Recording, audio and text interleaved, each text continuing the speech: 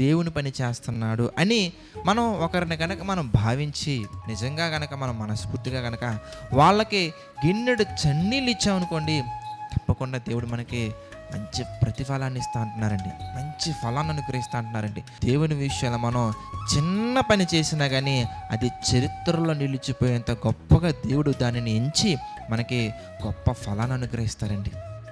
నీ హృదయాన్ని దేవుడు చూస్తున్నారు కాబట్టి నువ్వు ఎలాంటి ఉద్దేశంతో దేవుని కార్యక్రమాల్లో పార్టిసిపేట్ చేస్తున్నావు, ఎలాంటి ఉద్దేశాలతో దేవుని యొక్క పనిలో పార్టిసిపేట్ చేస్తున్నావు ఆలోచించాలి. మనం ఇచ్చే అమౌంట్ బట్టి కాదండి, మన క్యారెక్టర్ ఎంత బాగుందనేది దాన్ని బట్టి మన కానుకలు దేవుడు అంగీకరిస్తారా లేదనేది డిపెండ్ అయి ఉంటుంది. కాబట్టి దేవుని కొరకు ఏ పని చేసినా అది చిన్న పని అవ్వచ్చు, పెద్ద పని అవ్వచ్చు, నీ చేతికి వచ్చినటువంటి ఏ పని అయినా కానీ శక్తి లోపం లేకుండా చేయండి.